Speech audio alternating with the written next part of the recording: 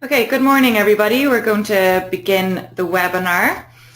We've done a sound check already, so hopefully the sound is okay with everybody. Like if you're using a mobile device or a phone, you should be able to increase the volume. Likewise on your webcam, on your mic and speakers there, you should be able to increase the volume on your computer if you're using the audio on your computer. My name is Karen Bennett. I'm the marketing manager here at BrightPay, and I've organised all of these auto enrolment webinars that we're running over February and March. The BrightPay auto enrolment webinars are specifically designed for accountants, bookkeepers and payroll bureaus who have payroll clients. Today's webinar will aim to make it easier for you to help your clients with their new auto enrolment obligations and highlight methods to streamline your auto enrolment processes. Our first speaker today is Paul Byrne, and Paul is the Managing Director here at BrightPay. He is also a chartered accountant, having previously spent 20 years in practice. So auto enrolment provides the perfect platform for accountants and bureaus to offer some real value and added services to your clients and increase profits. Paul will share with you his fairly unique insight into what auto enrolment will mean for bureaus, along with his practical tips on how to profit from auto enrolment. Our second speaker today is Patrick McLoughlin. Patrick has over 18 years experience helping accountants and professional services firms grow by attracting their ideal clients. He specialises in helping partners and practices escape low-fee wins syndrome by focusing on clients they can help best and who as a result pay premium fees. And let's face it, we all want that. His aim is to transform professional services marketing away from marketing communications to return on investment marketing. Today, Patrick will present Using Auto Enrolment to Attract Your Ideal Clients, where he will give you practical tips to attract new business. Patrick's presentation will help you avoid the fee bargainers and focus on clients happy to pay premium services or premium fees for a premium service. Now, throughout the webinar, you're quite welcome to type in any questions that you have about any of the topics that are covered today. So again, just there on your control panel on the right-hand side, you should have a little question tab. And you can type in any questions throughout the webinar. At the very end, we'll have a 5 or 10-minute Q&A session, and we'll try to get through as many questions as possible. But don't worry if you don't get to your specific question. We will send a full list of all of the questions along with the relevant answers to everybody after the webinar. The good news today is we have a pre-competition, and the competition is for BrightPay Bureau 2015-16 license, and we have not one but two to give away today. And the competition is open to attendees who stay for the entire duration of the webinar. So good luck, everybody. I'll now pass you over to Paul, and Paul will present Embrace Auto Enrolment to Increase Profits. So enjoy, everybody. Okay, thanks for that, Karen. Sorry. Hi, everyone. I just noticed that the name on the webcam here is going to remain as Karen Bennett, so just in case any of you joining think that I've had a sex change, that's not quite the case. Just a small bit about myself to start off. My background is as a practicing accountant, and I started my own practice back in the 80s and eventually grew to a 3-partner practice with 10 staff before doing something completely different and moving into software development full-time. While in practice, I provided payroll bureau services for about 30 clients, so I have some idea of what it is like in the front line. A large part of my motivation in getting into payroll software development was to make better software than what I was using at the time. Although I can't claim full credit for BrightPay, which is written by someone younger and better than I, my fellow director Ross Webster. So far, the company has grown to 65,000 employers across the UK and Ireland, a figure that we are improving on every year. So here's the agenda for my slot today, which I hope you will find informative and give you plenty of food for thought. When talking, I will probably refer to as auto enrolment or automatic enrolment, simply as AE. If any of you have attended any of our previous webinars, I'm sorry if my slot contains a fair deal of repetition. This is unavoidable, but at least Patrick's segment will be fresh and new to you. Okay, a quick recap on what AE means, and just to note this is only a summary. AE is a vast and complex subject. It would take days, even weeks, to cover the subject properly. At the end of the day, you do not need to have an in-depth knowledge of AE. It is up to your pension provider and payroll software provider to filter out all the noise for you. Having said that, I recently posted an article to Accounting Web with the irreverent title of Auto Enrolment for Dummies. I think this contains all you need to know when talking about AE to your clients. It's a 10-minute read, and we'll send you the link to it in the useful links section of the PowerPoint presentation. So, in short, AE is a government initiative to help more people save for later life through a pension scheme at work. AE is being rolled out in stages across all employers and started with the larger employers in October 2012. By October 2018, all employers would be required to offer workplace pension schemes to eligible workers. So you will see from the slide that January 2016 is when the small and micro employers start to stage. This is the start of the so-called tsunami, and things will definitely get very interesting from there on. A lot of the companies staging before now will probably have had their own HR people to help them through the enrollment process. The vast majority of those staging from January 2016 will have no in-house expertise and will more likely turn to you for help. So you have a gift-wrapped business opportunity, and this is business you don't have to go chasing.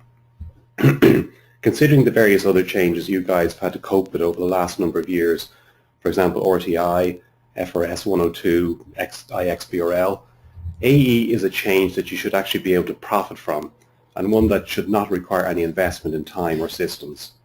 I know one accountant I was talking to felt that AE might make up for the potential loss of income with annual tax returns no longer being required. So, a massive 1.2 million small and micro businesses are set to start staging from June 2015. Payroll advisors are more than aware that the majority of these employers will have neither the knowledge nor the experience to make informed decisions when it comes to their AE obligations. With a vast quantity of information available, employers are fast becoming confused, bewildered, and overwhelmed as to what their responsibilities for AE actually are. For the majority of these employers, this will be their first experience to review any kind of pension scheme for their employees. The fact also remains that many employers lack the capacity and ability to handle these additional payroll tasks. For many employers, implementing any new system can be a daunting, nerve-wracking, and downright scary experience to grasp. Almost all small or medium employers, and 4/5 of small employers, said they were aware of their staging date, compared with only 1/2 of micro employers. When we compared employers' actual staging dates with what they believed it to be, we found that 83% of small or medium employers gave a date which matched the one in the regulator's records. Accuracy was poorer amongst small employers and micro employers. Accountants also tend to have a low level of staging date awareness, with just 1 in 4 accountants aware that you can look up client staging dates on the pension regulator's website. So payroll bureaus that want to succeed in this competitive industry will need to predict the evolutionary needs of their clients. You need to establish yourself as a proactive rather than a reactive AE advisor.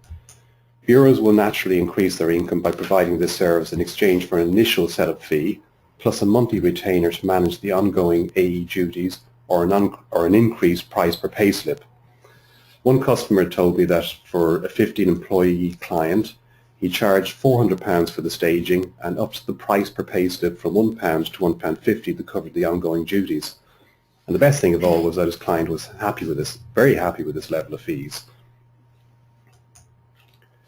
So with the high level of employers set to enroll in the coming year, there is huge potential for accountants, bookkeepers and payroll bureaus to gain new clients and to increase fees with existing clients.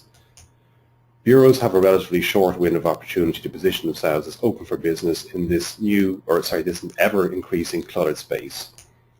It is vital that you are proactive and communicate with your clients that you are open for AE business. Be aware that if you decide not to process AE, there is a risk that you will lose some or all of your payroll clients. So employers outsource their payroll process to you because you have the know-how and it saves them time and money. Today with AE, it is not only about cutting costs for employers but trusting you as a payroll professional to make sure that they are fully AE compliant. Furthermore, some employers may not have the competency, time or know-how to handle AE. Once employers have confidence in your knowledge and ability, they should be open to the idea of outsourcing these AE tasks to you for a chargeable fee. With AE comes a number of employer responsibilities. Employers must set up a pension scheme with a qualifying pension provider.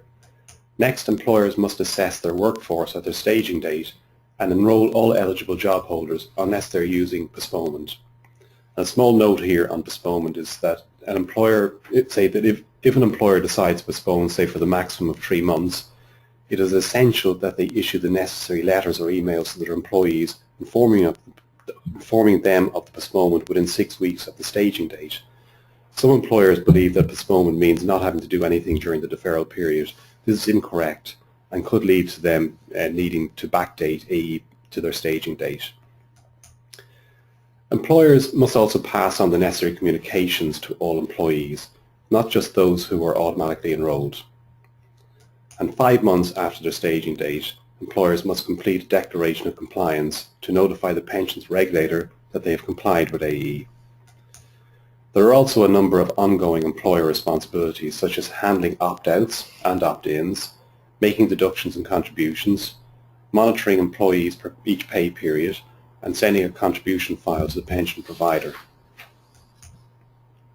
There are over 30 administrative tasks to perform in relation to AE.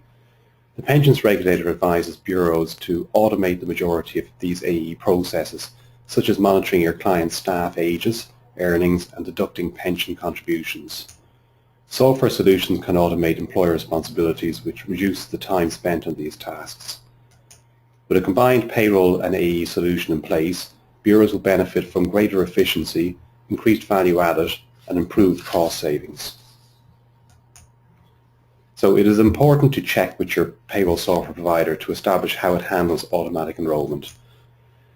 If it won't be ready before your client's staging date, or the functionality isn't going to be made available in time, you may wish to consider an alternative software package that will integrate the required tasks into your payroll software.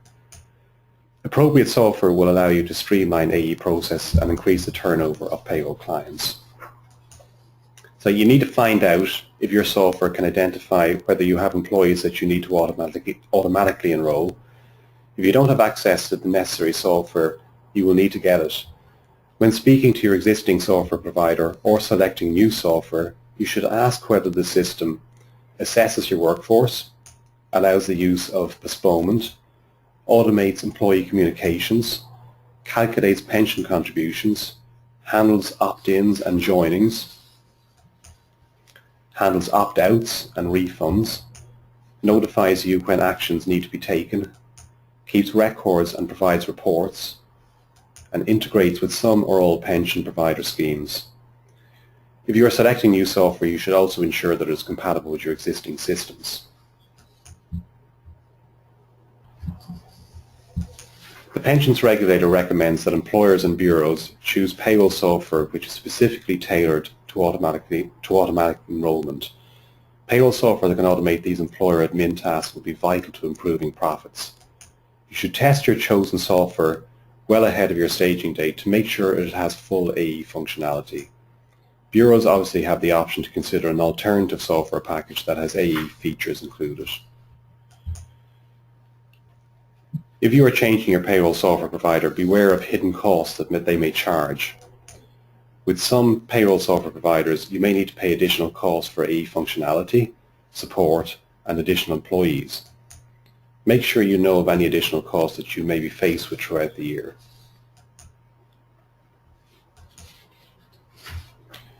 Whatever payroll software solution you choose, if you are changing payroll software, it is advisable to make the change from the start of the payroll year. This avoids any of the complications of a mid-year change that may arise, for example, importing cumulatives, ensuring RTI fields are correct, etc. 110,000 employers will reach their staging date in the quarter ended March 2016, which falls within the 2015-16 tax year. These employers are urged to ensure AE functionality now so as to avoid having to switch later in the year, which could cause mid-year complications. Obviously, postponement could help with some of these, but just beware of the requirement to issue postponement communications. Fortunately, modern innovative solutions exist that can automate AE chores. Armed with the employer staging date, bureaus can now simply enter this date into the software, and it will assess each employee's eligibility for AE at the staging date. Good payroll software will further handle all employee AE communications based on each employee's individual eligibility. So now for the shameless plug. BrightPay is an easy-to-use payroll and AE solution that can do everything you need to provide a profitable AE service to your clients. The software has been designed to take all of the grunt work out of AE. With BrightPay, AE is easy. It makes the AE process effortless and uncomplicated for small business owners and bureaus alike. With BrightPay, you can benefit from unlimited employers, unlimited employees, free phone and email support, all for just £199 plus VAT per annum. You can also benefit from a 60-day free trial, which has no limitations to the software. So I would now like to hand you over to Rachel for a 2-minute talk showing you just how easy AE can be. In this example, we are assuming that the employer, or you on their behalf, has already registered with a pension provider, in this case Nest. Registering with Nest should take only 30 minutes on average to complete. I imagine that a lot of small employers will choose Nest because it is government-backed and has a mandate to accept all employers irrespective of their size. Having said that, BrightPay will also accommodate the People's Pension, Now Pensions, Scottish Widows, all of which are great schemes, and this list is constantly being added to. So thank you, Rachel. Thanks, Paul. So today we're going to have a look at a company set up in BrightPay who are set to stage on the 1st of May 2015 and who are using Nest as their auto enrolment pension provider. Today I'm also doing the demo in BrightPay 15-16, which is now available for download on the BrightPay website. So as soon as your staging date is known, this must be entered in the new dedicated pensions tab that we have created and in the designated field provided. This is to ensure that on-screen auto-enrolment alerts start up at the right time for you. Setting up a pension scheme is also straightforward in BrightPay 15-16 and can be done in advance of your staging date. Within the Pensions tab, simply click Add New Scheme and choose the relevant pension provider from the listing. So using Nest as our example, you must now enter your employer reference followed by your group name.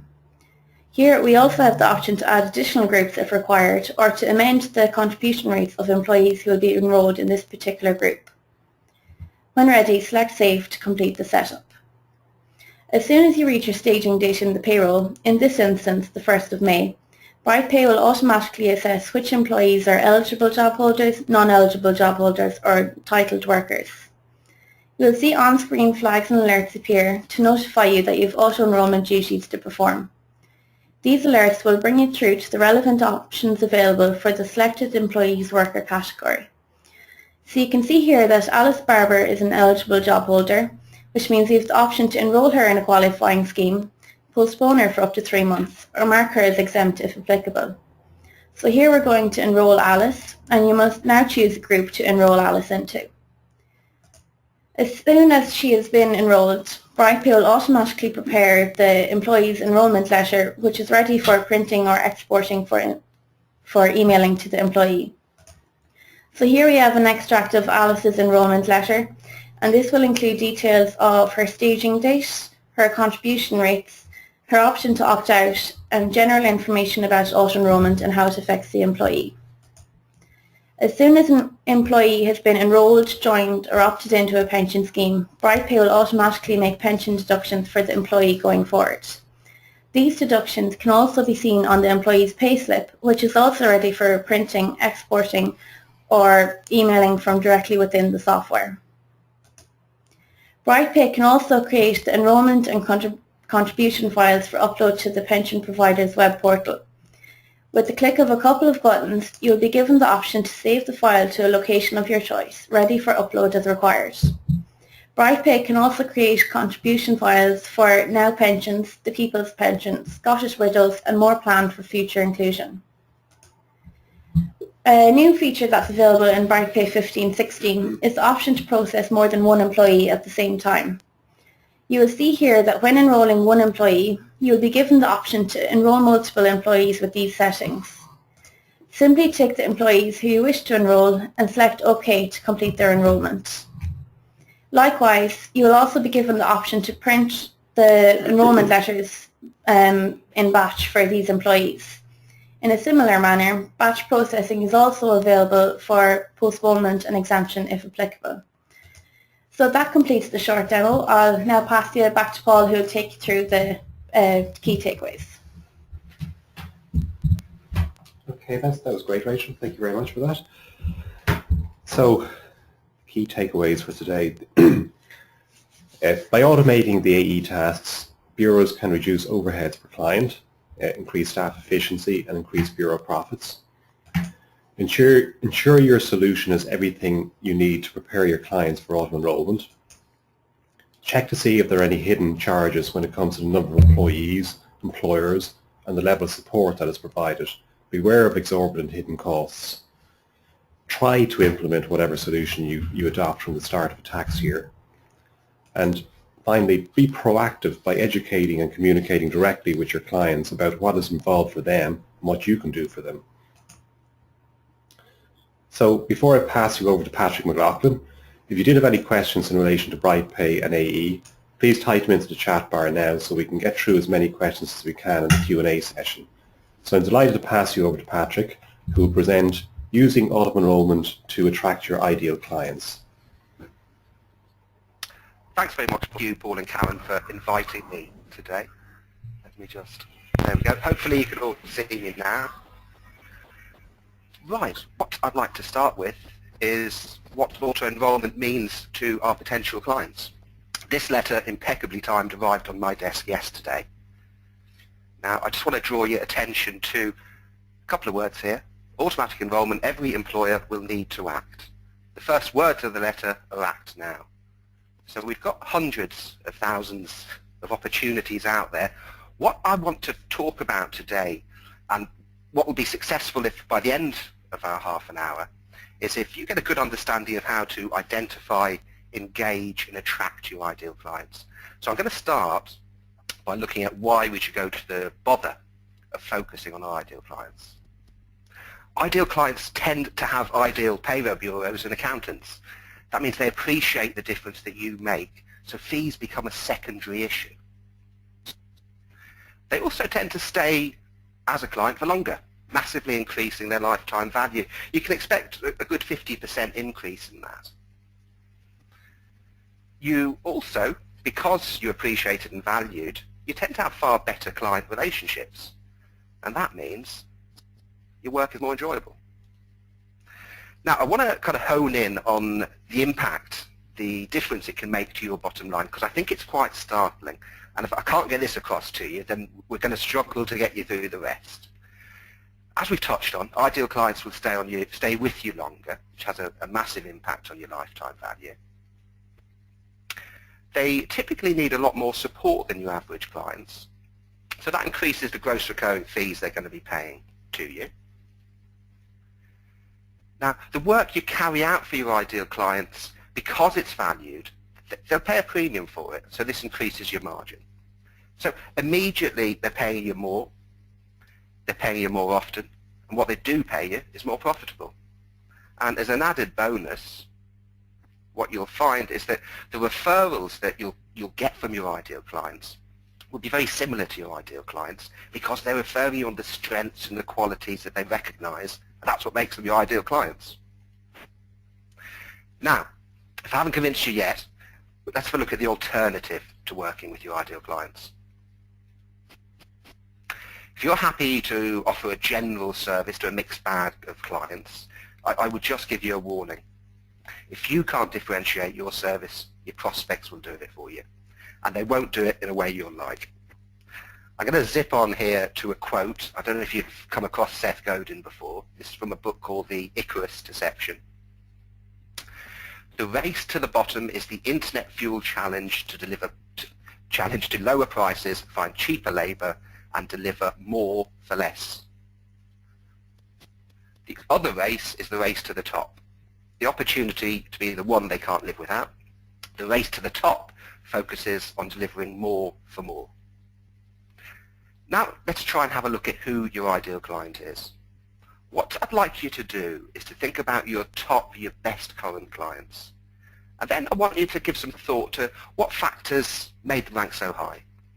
Now typically, you're going to look at things like the fees they pay, the quality of that relationship, the margin on the work you do for them. Do they refer? And do they have potential to grow and increase those fees? What I'd suggest you do is make a list of these key issues that are important to you. And look at every client and give them a mark out of 10.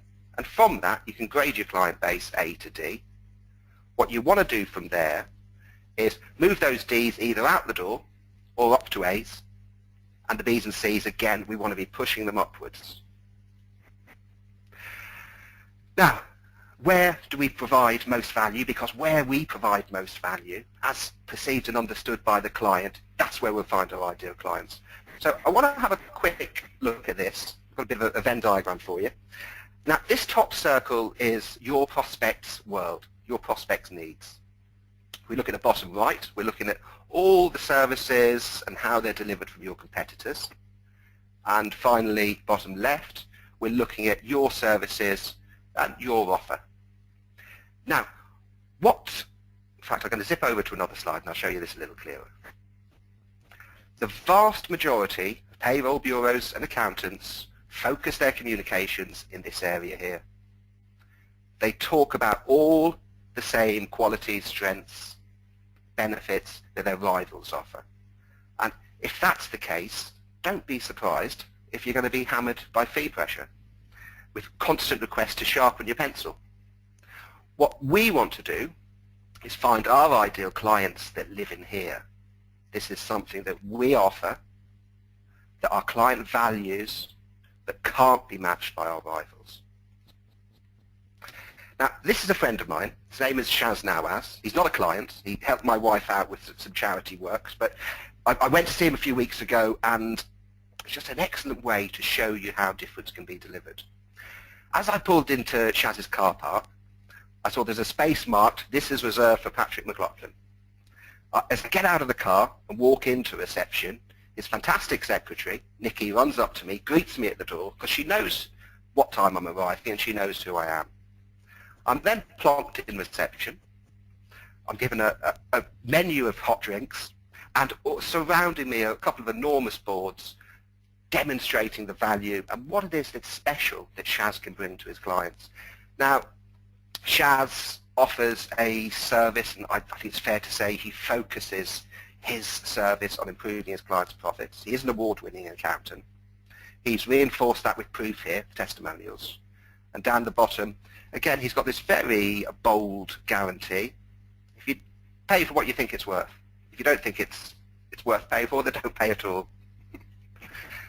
Now, we're going to have a look at attracting your ideal clients. I'm throwing another quote in, forgive me for this, but it's really important that before we jump in, we really get a good understanding of who those clients are. So this here is Stephen Covey. You may have come across the 7 Habits of Highly Effective People. I think it's habit number 5. Seek first to understand, then be understood. Now, we're going to use a tool to help us to understand our ideal clients. And if you can stay to the end, I'm going to send you over this template. All you'll have to do is send me an email. And this template is going to really help you to craft, get inside the mind, what it is that these ideal clients want from you and what you can provide. They're called ideal client personas. Now, this is David. I think we've all got a few clients that look like David. We're going to have a little look at David's background. Set up his business 5+ years ago. He's in the construction industry. He's turning over anywhere from £500,000 to £5 million. And David has 3 children, quite young. Look at the demographic breakdown. There is a male bias in the construction and engineering industries where this particular imaginary client focuses. There are suburban bias as well. Typically the age is from 40 to 50, earning around 50 to 70,000 per year. Now I want to look at some identifiers, how we can pick David out of a crowd, and what it is that how David and his like will stand out for us. Typically he's very busy, he's often on site, and he's difficult to get hold of. He's our ideal client, so he's also open-minded. He finds it difficult to delegate and let go of certain areas of the business, which is perfectly natural if you think David set the business up 5 years ago from his kitchen table. He's going to want to control it, he's used to it. Now, we're going to have a look at some of the goals David has from that brief background we've just seen. He needs, on his wife's insistence, to work less hours in the business and to spend more time with his family. He wants to put his 3 children through private school, but he does have 3 children. He's not going to do it for one unless he's sure he can put the other 2 through too. And finally, he's looking to buy a bigger home. He only had 1 child when he bought the home they're in now. It's getting a bit squashed. Now, the challenges David faces are quite common. For 5 years, that business has grown. It's grown successfully. It's hit a bit of a ceiling. It stopped growing. And he feels that's because he stretched as thinly across that business as is possible. And he needs to make the business less reliant on him. Now we're going to look at how we can help David. We can provide David with the management information that allows him to focus his time on growth and profitability, and easier to let go of some of these areas. Now, this is a kind of service that makes David so bound to our imaginary client, accountant or payroll bureau. Well, how we can help him is to plan and forecast how the business can deliver David's bigger house and school fees. And that's really getting inside of David's life and aims. Now, how we're going to pick David out, some of the things he's likely to say to us. He can't find the staff and time to push the business forward. He didn't start the business to manage people anyway. And he doesn't always feel in control of the finances or the financial position of the business. Now, the common objections to our offer that we hear from David: my business is unique and I don't think your solutions work for me. Now, I've certainly come across that quite a lot over the years. And again, it's quite natural because we do all think our business is unique. And of course it is unique, but many of the problems and the situations we've experienced and we can help. We've got more experience of them than David, of course, would have.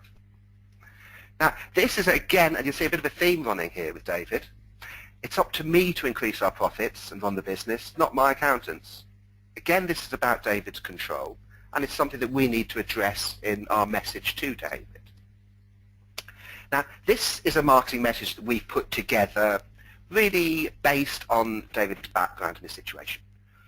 David is the pilot of his business. It's his energy and direction that drives the business forward. But our clients tell us they reach their goals quicker working alongside a good navigator. Working together, we can set a path to your goals and review and improve your key numbers, determining your success. When you need to change course, you have all the information and guidance to act decisively. Now, I'm going to give you a quick summary of why these personas are so important to you. I don't want to feel as if we're just going through the motion with these. Now, one of the great things about them is if you really focus and hone in on who you can best help, it's easier to spot them. They also, and this is something that will happen subconsciously to you, but they help you to see your service and everything you do from your prospect's perspective. And I think if there's one essence of marketing, it's being able to step away from your service and look at how that service is used, what's valued, what they like, what they don't like. They also, this is a real big benefit too, in terms of all your communication, your website, if you blog, your LinkedIn profile, etc. If you are writing for one or two people, and you may have one or two personas, you know, I'd suggest up to four, but don't start with more than one or two. If you're writing to David, you're going to write far more effectively. And the other thing is, hopefully we've just shown, is they help you to build and craft a relevant and attractive offer that's going to help you to stand out from those other firms and competitors we looked at earlier. Now, we know who our ideal client is. We can identify them. We've got a strong message that appeals to them. Let's tell the world. Now, how are we going to do that? We're going to use the website.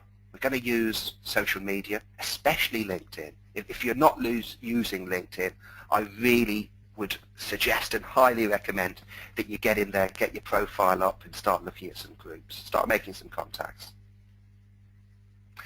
So we told you where. If we're going to look at how we're going to use those forms of media, we're going to use blogs. Now, don't be intimidated by this. You can knock up a blog, 400 words, just stick it on the website. I would always suggest you just create a blog within the website. Draw more potential clients to your website. You can look at webinars like today, seminars. You can team up perhaps with an IFA, law firm, whatever, whoever's relevant to your offer. Look at some free reports, white papers. Now, white papers are essentially reports that address particular issues or problems that your ideal client's going to have.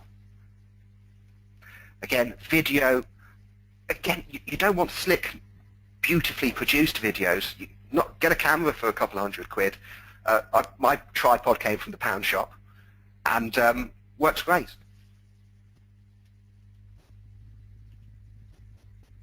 Now, again, I want to hone in on how we can stand out and how we can appeal. We've talked about how we can spot the ideal client. Well, how are they going to spot the ideal supplier, the ideal payroll bureau, the ideal accountant? This is the problem with 99% of accountants and payroll bureau websites. And have a look at it and tell me honestly if it applies to you. These are the kind of points they're pushing on the website. Typical examples. Our size and experience makes us big enough to serve large businesses and organizations, yet small enough to provide the same quality of personal service to local owner-managed businesses and private individuals. Now, I don't know about you, but that doesn't really say a great deal to me. Here's another. We offer a complete range of accountancy services for individuals and businesses. We have the experience and knowledge to provide proven value-added services which go far beyond fulfilling basic financial reporting requirements. Now again, look at this in a little more detail. What it's saying is we offer a complete range of accountancy services for individuals and businesses. I think we could all assume that from an accountant's website. The gist of what I'm saying here is we are reinforcing fee pressure with these bland, nondescript, catch everybody statements. Now I'm going to look at some copy we knocked up for a client. I'm not going to tell you who their ideal client is, but hopefully you're going to know that from the copy here. We work with business owners who need a more than a bog standard accountant. If you're looking for an advice to help you fulfill your potential, we can help. Of course we do all the usual stuff you'd expect, but more than that, we help business owners transform their fortunes by focusing on high impact, minimum effort tasks. Now, I'm going to zip back, with a bit of luck, here we go, to our Venn diagram. And again, I want you to be able to see how these bland statements, this catch everybody, will work with anybody, forces you into fee pressure because you can't be differentiated. And how the third piece of copy from the website would position that accountant firmly within premium fees. Now, I'm going to drag you back to those personas, and I want you to reach out where your ideal clients spend time online. So again, I'm pushing LinkedIn. It's been incredibly successful for us, and I know so many accountants, payroll firms, who have really got the message out through LinkedIn. Social media, other social media too. And what I want you to do, as we touched on, is to bring value in advance through your content. I want you to put content out that answers the problems, that brings solutions to those firms you can best help. And don't be afraid of saying, if really pushing people away from your website, don't be afraid to say, we're not the cheapest. If you're looking for the cheapest deal, go somewhere else. You're not going to find it here. We specialize, we can help you with X. Now, the purpose of all of this is to build an opted-in email list that you can deliver regular value to. These are people who want to get your message, that want to get your help, and you'll find that you'll soon build up. It depends, of course, how often you put content out, but I would say if you can blog twice a month, that would be great. You'll soon build up a relatively strong following and probably one or two supporters who will keep in regular contact with you. I must push, though, don't expect to build a following if you're putting out poor quality content. Really get inside the head, as we looked at, of these ideal clients and how you can help them. And coming back to Seth Godin, what we want to be is the one they can't live without, because we know the alternative. Now we're going to have a quick look at how we can actually start these relationships. We're back to LinkedIn. Make comments on the discussions. If they're putting blogs out, your clients, get onto the websites, make comments on the blogs, retweet them, make contact with them. Develop that relationship and take the conversation, the relationship offline. There's a fast track to do this, and that would be to buy lists of organisations meeting your criteria and approach them on your terms through mail and telephone. When I say on your terms, what I'm suggesting here is that the message you put out to them, again, will have limited appeal. It will only appeal to your ideal clients. But because the lists and the criteria we've used is where broadly our ideal clients sit, we're going to have a higher success rate than you would expect. But if they're interested in meeting you to reduce their fees, no, you want to put your offer to them, stick by it. Now, if you want some help with this, it's my turn for the shameless plug. We can help firms really their fast track to growth. So we can help you to identify and meet with your ideal clients. Our campaigns typically target average fees from £3,500, so it's not for everybody. But if you're targeting larger clients, it might be worth having a chat with us. Now, we've talked about, I mentioned earlier, that we're offering this free template, and it really does talk you through the whole process. It will give you examples. It will give you an introduction to it. All you have to do is stick my email address, send an email out to me on the email address, and that's patrick@a4g.co.uk, and if you could stick in the subject line, ideal client. And if you can send that over to me, I shall get that template over to you. Right, well that's me about done. Thanks very much, and I shall hand you back to Karen. Thanks, Patrick. There are unique tips there. I have a few questions for yourself that I might ask your questions for you, and then we might take our questions for ourselves. Wonderful. Okay. We offer a fairly standard payroll service that's similar to our competitors. How do we attract clients if there's nothing really different about what we do? Right, okay. So it's a similar service to your competitors, and you're not really sure what it is that you can attract those clients. I think that the key to it here is really to think and ask those clients how it can be better.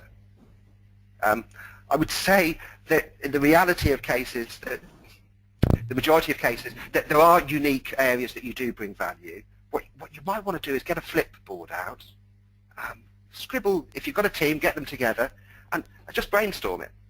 Get them to fill 4 or 5 pages in. What you'll find at the end of that typically is when you look at what's really unique, you might only have 1 page, but it gives you something to focus on. I hope that's answered your question. Okay, great. So another one that's after coming through, I'd struggle to complete the template because I don't know that much about my clients. Right. Okay. Okay. I can understand that. What I would say is pick those 5 best clients, put together a few questions, maybe half a dozen questions, pick the phone up, take them out for lunch, sit down with them, and get the answers. Go through it and find out what it is. Drill down. Okay. Okay. Fair enough. And then another one, we pride ourselves on a personal service. How do I present that as our marketing message? Well, I suppose with Shaz, as we looked at earlier, you can see that that's part of, he's demonstrating that. So it can help and contribute, but what I really would push at this stage is what's unique. You have to drill down a bit. You probably want a bit more detail than just a personal service, because a personal service, we do great technical work. It's difficult to demonstrate, and where's that real value to the client? So I would say spend a bit more time looking at what's special. It's not an easy job, but it is worth the effort. Okay. And one last one that just came in. How much time would be needed to spend reorganizing your practice in order to get the ideal clients? Well, I think it's a gradual process. We looked at if we can go and grade all of our clients, and we've got them from A to D. What you might want to look is put some rough targets in of what percentage they are at the moment and how that's going to change. And the great thing about, and I speak from personal experience here, about taking on more of your ideal clients is those pains in the backside that are constantly moaning about fees, that nothing's ever good enough, you can actually push out the back door as you're bringing in better quality clients. Okay, perfect. We're going to take some questions there for BrightPay. I might just plug in our microphone here because sometimes the sound is a bit bad when I'm not using the microphone. So thanks for that, Patrick, and we'll just take some BrightPay questions. Thanks very much.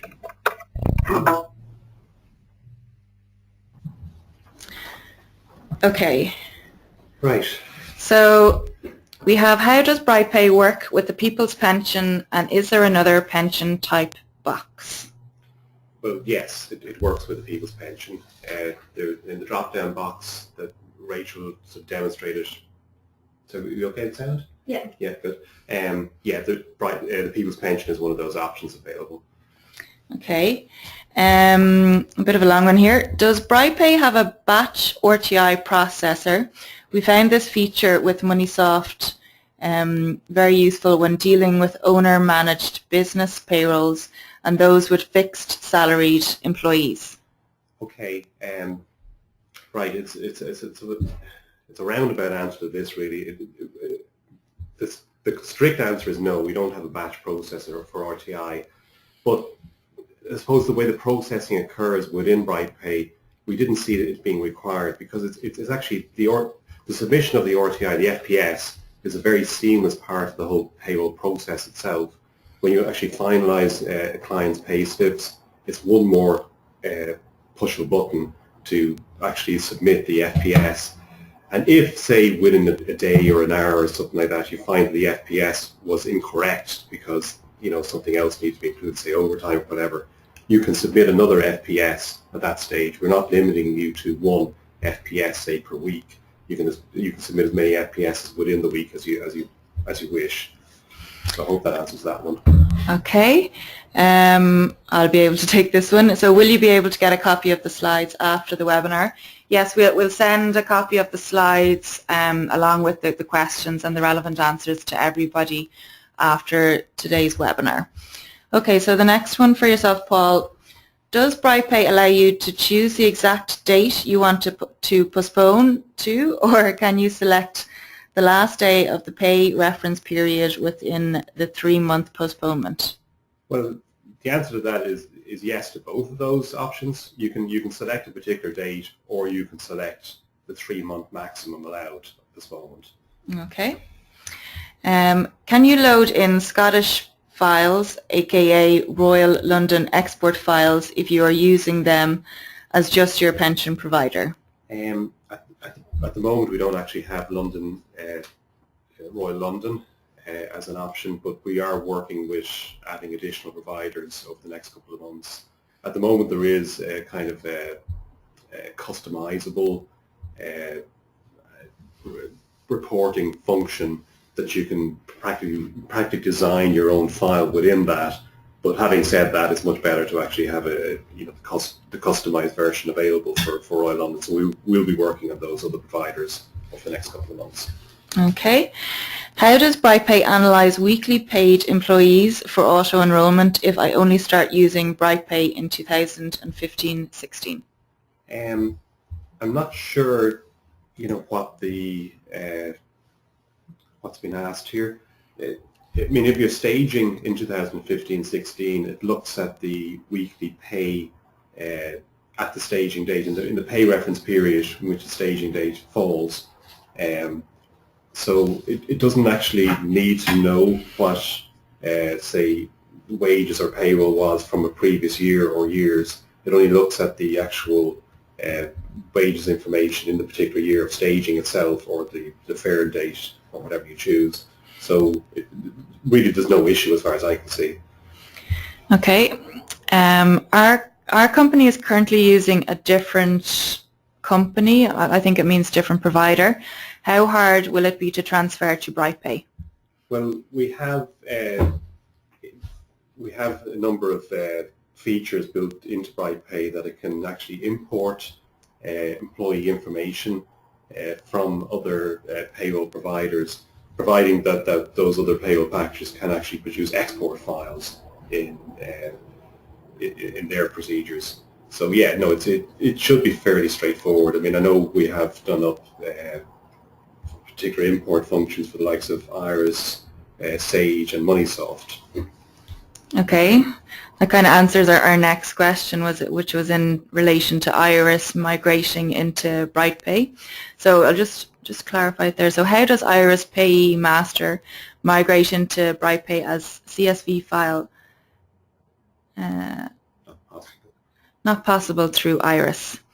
So well, if a particular, if the payroll package that you're using can't produce an export file, we don't really have anything we can import. So it's a case of actually setting up employees manually at that stage, which can be quite time consuming, I know. Okay, thank you. So the next question is it possible to use own email client to send payslip reports rather than the inbuilt BrightPay email system? Okay, well, no, there's no automatic way of doing that. We do have a function within BrightPay where you can export the pay slips to PDF and then send them through your own sort of built-in email, Outlook or whatever. But no, that for the moment it can only be processed through our own server. Okay, and yeah, one last comment for Patrick. Thanks, Patrick. Very interesting, from Elaine. We've one more. Yeah. Can BrightPay deal with CIS? Okay, we have another product called CIS Assistant, which we are providing free of charge to all BrightPay customers. We have had some questions from time to time as to whether we have integration built in with CIS. Now, we don't, but to be honest with you, there are no figures that sort of need to be transferred from one to the other anyway, because the actual P30, the monthly PUI return, the FPS, the EPS, it only deals with amounts that of CIS suffered by a contractor, which wouldn't be something that would be done from subcontractors' deductions. So, but anyway, the answer to that question is we do provide CIS Assistant free of charge to BrightPay customers. Okay, and one last one. Have you imported employees' information from KeyTime software? I don't know the answer to that question. I'd have to ask the support team here. So maybe we can get back to that. Okay. With the questions and answers that we send out to everybody. Yeah. As I said earlier on, we'll send the relevant answers to everybody afterwards. Okay. Okay. So I think that's it, everybody. So thanks a million for your time. As I said, the PowerPoint presentation will be sent to everybody along with the questions and answers. And very exciting, we'll also send the winners to the competition. Okay, listen, and thank you, Karen. Thank you, Rachel. And Patrick. Thanks, Patrick. Good luck. Thank you. Okay, bye-bye.